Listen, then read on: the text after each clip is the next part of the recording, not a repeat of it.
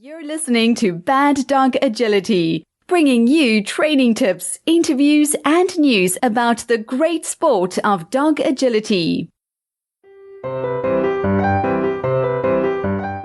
I'm Jennifer. I'm Esteban. And I'm Sarah, and this is episode 248. Today's podcast is brought to you by OneTDC.com. Dog agility can be hard on your dog's body. Help keep their joints and muscles healthy with 1TDC. 1-tetradecanol complex is a clinically studied blend of unique fatty acid oils that can support your dog's joint health. 1TDC provides a healthy inflammatory response from head to tail. All of our listeners will automatically qualify for a great 1TDC special offer by purchasing online at BDA1TDC.com. That's BDA, the number 1, TDC.com. Today's podcast is also brought to you by hititboard.com.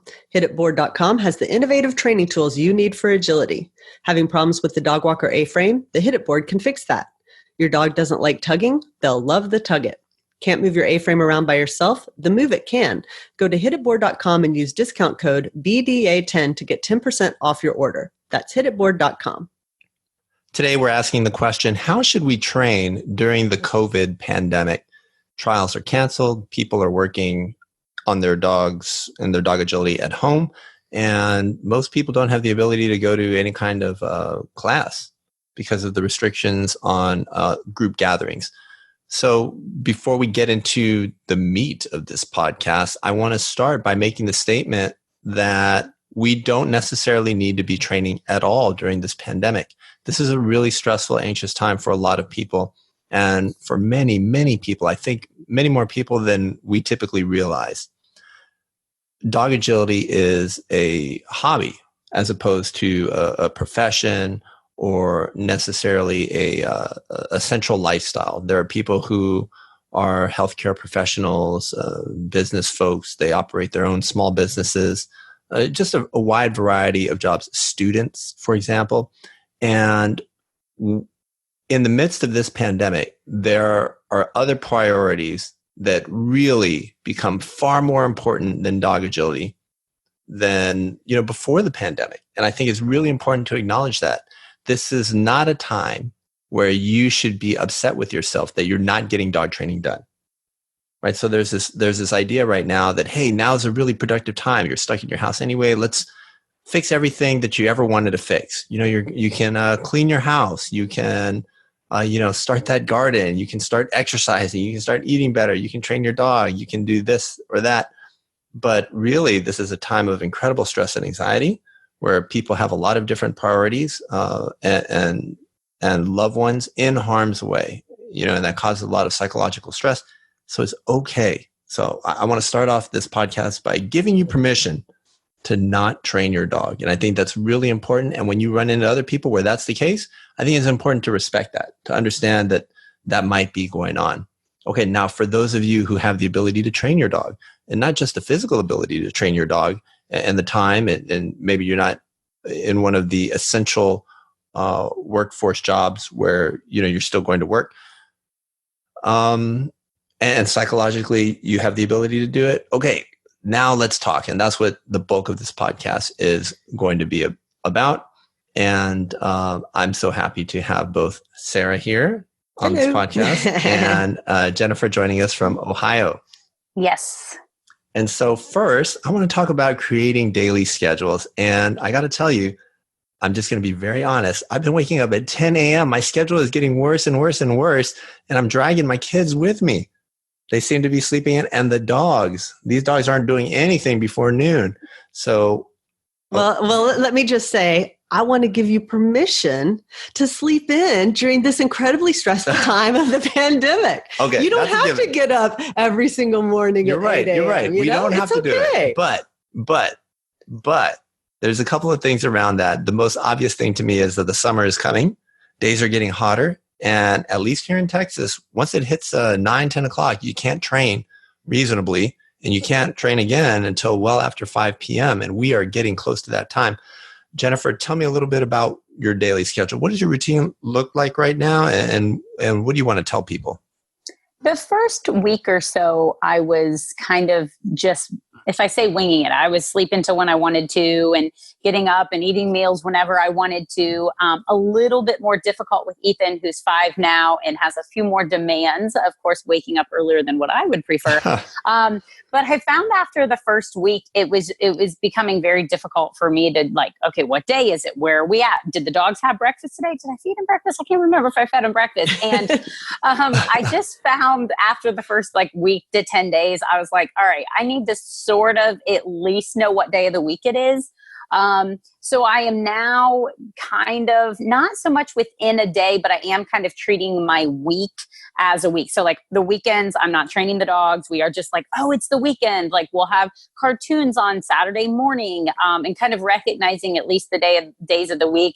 That first week, I would just like kind of go all day in my PJs, or I would change from one sweatpants to the other sweatpants. I am like making myself get up and get dressed. I mean, I'm not going to the extreme of doing my hair and makeup. Don't get me wrong here, but it's like, okay, I'm going to get up. I'm going to like put some real clothes on and like put on tennis shoes, even though I'm not going out to do anything, but like actually putting on tennis shoes versus just socks all day. And it does make me feel better. Like it does make me feel like I'm a little bit more productive. I'm functioning a little bit more normally.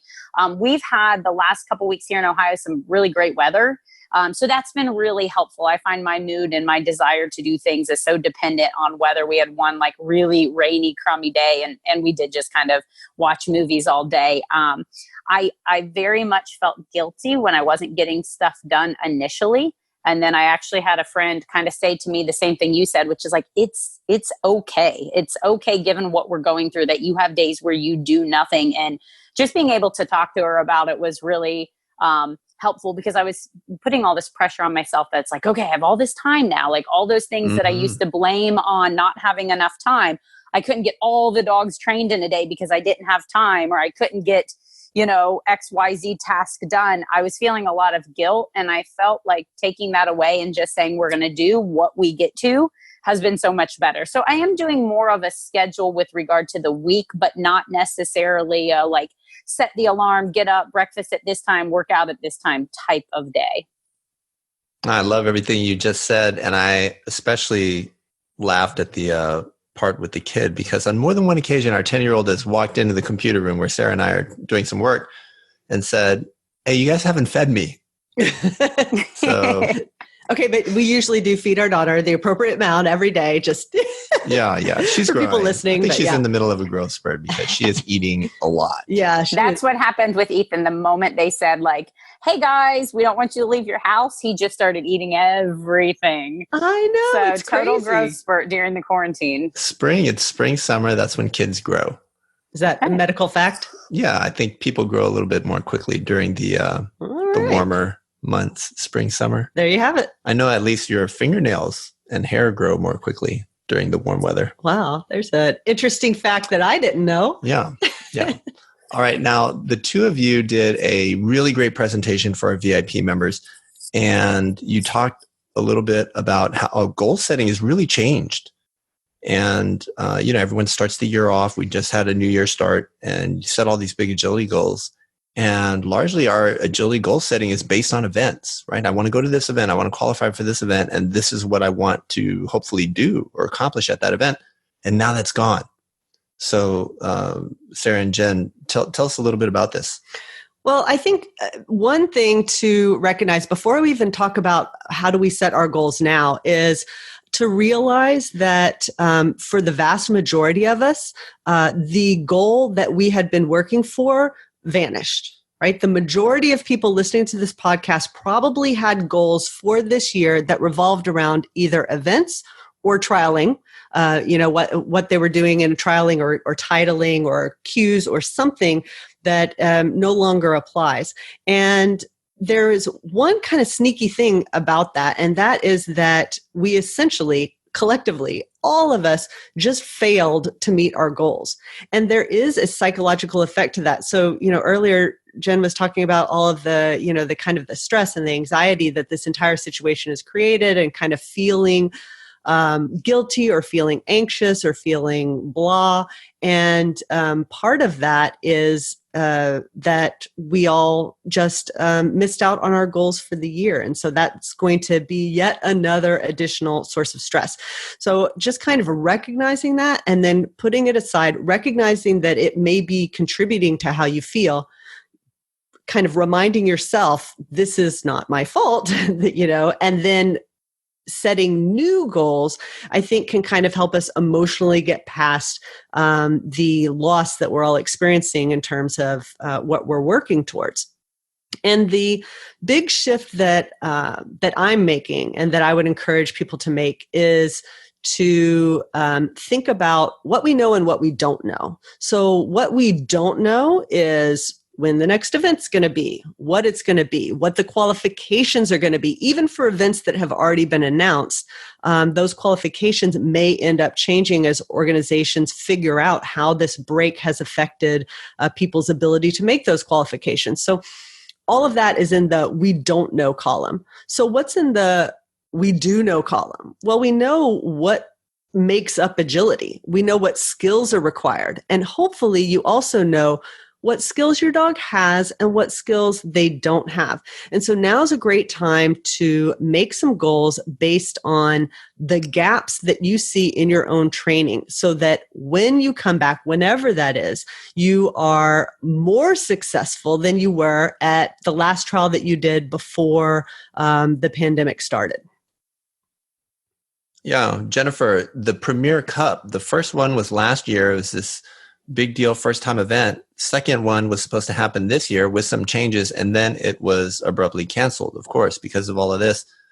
You have a long list of big events that you've been preparing for, not just for a couple of weeks, but really since last year. So how are you dealing with this?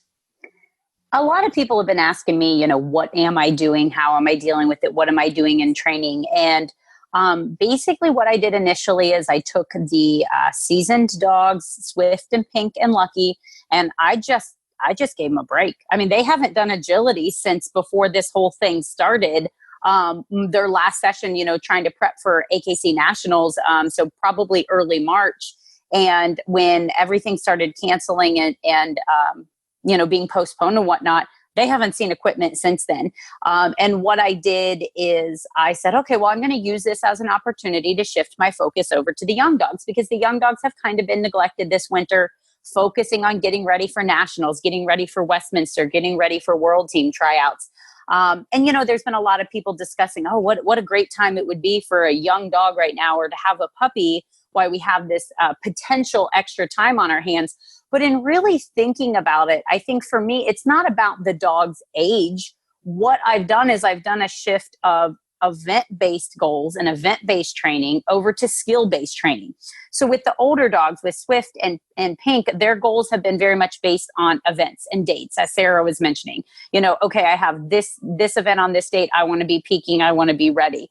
And letting those events kind of dictate our training. With the young dogs, they're not even, they're not trialing. They're not even close to trialing. Surprise is only 8 months. So for me, their training's very skill-based. So it's like, okay, today we're going to teach a tunnel, or, today we're going to do a few sequences wrapping around wings. So in thinking about it, because not everybody has a young dog, not everybody has a puppy, it's kind of coincidence that it's come down to age. But I think what now is a great time to do is to shift over to more skill-based goals, even if it's some of the things that maybe you weren't wanting to do before. I commented when we did the VIP lecture or presentation that I'm using this to train some of the things I don't like to train, or that I don't want to train, that I would always put off. But now I'm having the time, or now I'm finding the time to do it. So I think kind of a shift in what you're training, or the kind of thinking about the purpose of why you're training it. You might say, I'm going to work on an independent teeter just enough to get through nationals. Now you can say, okay, now I'm going to work on an independent teeter to really have the performance that I want, that textbook performance where I'm proud to say, here's my dog's teeter. This is everything I want in a teeter. So that's really what I've done, is I've shifted the direction of what I'm training. I like all of that, and I wish you guys could see the face that Jennifer made when she talked about doing the stuff that she didn't really want to do. It was really great. And I I think that is such a good point. There's so many kind of non-agility skills away from the equipment that we kind of rush over, we gloss over it as we get to the really fun stuff, which is, of course, sequencing. And so, it's a great chance to work on focus and attention, drive, your tugging, and stationing is such a good one, right? I've got these terrible barkers. Every time I go out in the yard, they're just going nuts. And Jennifer had such a great presentation on, was it last week already? Has it already been another week? Yeah, 1 week ago, yeah. Because the other thing about this pandemic is I have no idea what day it is. Right. Just I had no idea. But she did a great presentation on using the treat and train for stationing. That was one of the topics that she covered. And so that's something that I am planning to do with my dogs as well. But otherwise, I would be like, I don't really have time for that. I don't really need that. But now's a great time for that. Yeah, I think 2 really good questions to ask yourself if you're trying to figure out what you should work on. I like to ask myself, what is the thing that is holding me back the most? And I'm thinking specifically trialing. So, what is holding me back the most from trialing? If you haven't debuted yet, maybe it's because you have everything except for weaves, or you have everything except for contacts. So that would tell you that those are the things that are holding you back the most. If you are trialing, maybe it's the thing that affects your cue most often. A missed contact is the problem for the majority of your in cues. And so that would, dictate your priorities. I think another question to ask yourself is, what stresses me out the most when I am trialing a dog? Because I don't think those are always necessarily the same thing. There are a lot of things that we can work around, but they add a lot of stress to our trialing. So I think a really good example is a start line. A lot of people can get by without the start line, but every time they go to the line, they're more anxious, their heart beats faster, they aren't sure how far they can lead out, and it makes the run a little bit more frantic. Maybe it causes mistakes, maybe it doesn't. So it might not actually affect whether or not they cue, but if you fix that, you're going to have so much more calm in your runs. So I think those are 2 different questions to ask yourself, and that'll give you 2 things to work on so that when we come out of this, you are better prepared and in a better kind of mental space every time you go to the line.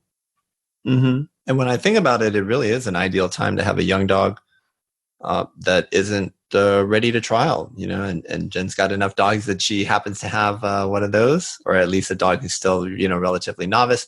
And we've got the 2 puppies. They are, I want to say, what are they now? They're like 15 months old. Yeah, 14 and 15 months. They're getting up there.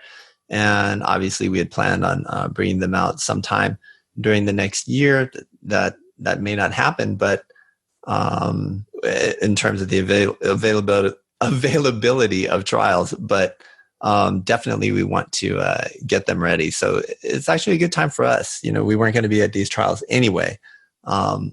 So it's very dog and situation dependent. And I think that's the important thing to realize, that there's no one answer. How should we be training? Like, what should we be doing? Well, it really depends on your circumstance, right? And what equipment you have available, and are you staying at home, or are you having to work, and what kind of stress you're under. One other thing that I wanted to talk about, and just put this out there, everyone has noticed these trends. So trend number 1 is there's a lot more online courses. So that's always been trending in that direction, right? As more and more agility instructors go online with different offerings. But now we see a huge explosion, and it's specifically caused by this pandemic. It's a response to it, because as agility instructors have to shut down their in-person brick and mortar classes, they need to generate income. They want to keep their students in the game. And so they are moving online. So you're going to have a lot more choices over there, and it can be overwhelming. The other thing you see is a lot of free offerings. So, online courses, I was talking about paid online courses. Now I'm also talking about free things, challenges. There are a lot of challenges that are going around. And again, very overwhelming. If I took all the time, and the first day or 2, I kind of tried to do this, kind of tried to keep track of everything and what everyone was doing, and it was just too much, right? So you have to pick one or a couple, and I think stick with it. And I think that you want to tailor that for your dog and situation. Yeah. Yep. I think there's definitely a fear that you're going to miss out on something. But I think I can't remember when we made this point, but if something is online that hasn't been online before, and if it goes well, the likelihood of that person offering that thing again is very, very high. So, don't feel like this is your one and only chance to learn from X, Y, and Z. And instead, figure out like you said, the things that fit your situation the best, and then get the most out of that you can. Yeah. Yeah, I think it's important to take a look at the online classes and really find what makes sense for where you're at, kind of even going back to those questions that Sarah asked about, what maybe should you prioritize working on versus taking a class from, somebody just because, oh, well, I've never had a chance to work with them and they're now offering this class on, teeters. I don't need work on my teeter, but I'm going to take it anyway. Really actually kind of look at what the content is, what's being offered. Is that most suitable for where you're at? Maybe don't take a puppy class if your dog is 8 years old. But if you do have a young dog, find a foundation class, not a, skills for international competition type thing. So there's a lot out there and you really have to kind of sort through. I know for me, I spent the first 2 or 3 days from not going into work, sitting at the computer and just kind of okay, who's offering what, and just looking through and watching promo videos and reading descriptions, because I have signed up for a couple classes, but I really made sure that what I was taking and what I was signing up for, even the free stuff, was going to be what was really well suited for my dog. So some foundation classes for the young ones, but with Pink and Swift, even though I mentioned they haven't done agility, what I've been really focusing on with them is the fitness. So there's been some great options for fitness classes out there and some free content that's really good. And so that's what I've been doing with them. So they are doing stuff and staying active. But it might be that one day you just sit down and kind of look through and sort through what's there and what's available. And I second 100% what Sarah said, which is if that class is great, if it was good, if it was structured well, formatted good, and the education was there, it's going to be around. So don't feel like you have to, sign up for 13 classes right now. And then you feel so overwhelmed that you can't get through them all. Yeah. And we typically don't talk about our course offerings in our podcast. Sometimes at the end of a podcast, we'll say, hey, such and such a thing is opening. But people can listen to podcasts at any time. Even, years later, you're coming into the sport, you're listening to these podcasts and they aren't always relevant. But we have been getting a lot of questions about our offerings and what we have available. And so I kind of wanted to just run through that very quickly. Sure. So we have the VIP membership. That's an annual, all year round subscription. And that I would say is kind of our flagship experience. You want to train with Jen, with me and Sarah, and get the kind of feedback you've always been looking for, and everything else that comes with being a VIP member. That's our big thing, but it doesn't open until June, right? So it's every June that it comes out, and there are a lot of people saying, hey, I want this, I want that to happen. And we talked about it. And I think, what's most fair for all our VIP members is to continue with the June opening. So I'm just letting you guys know that it's coming. And it will be in June, and the start date for that is always July 1st. And in terms of a lot of the others, smaller courses that we do, obviously some of those went away. So we do the before and after for AKC Nationals, where you can see what's going on with, this year it was going to be Sarah Baker, Jennifer Crank. Gitchy obviously is retired now. And so that's not going to happen.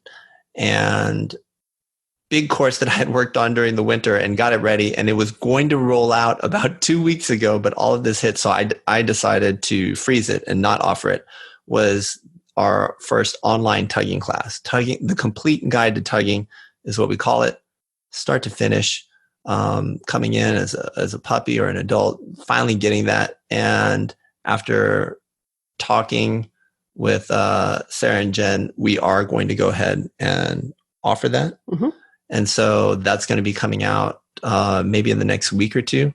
And so it's one of those great non-agility skill type things. I just thought the timing for it was really bad, and maybe I would just hold on to it until we knew more about what was going on. But so many people are wanting to work on these things right now. So we're going to put it out there.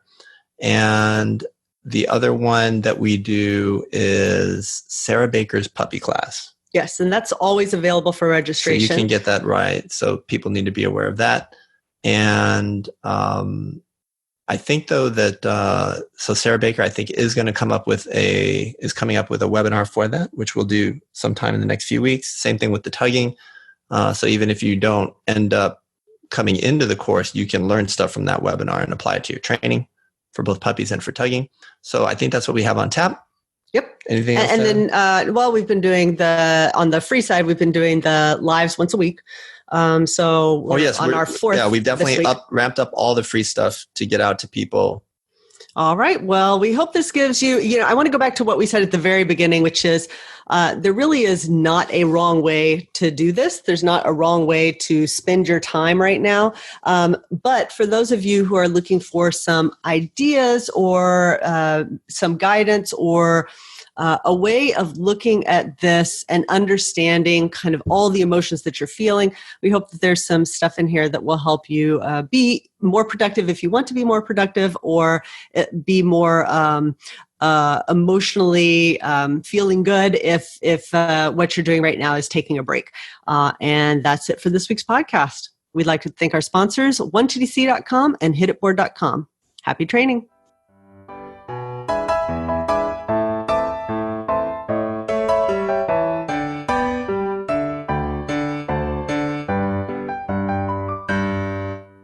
My teachers told me I'd never amount to much because I procrastinate so much.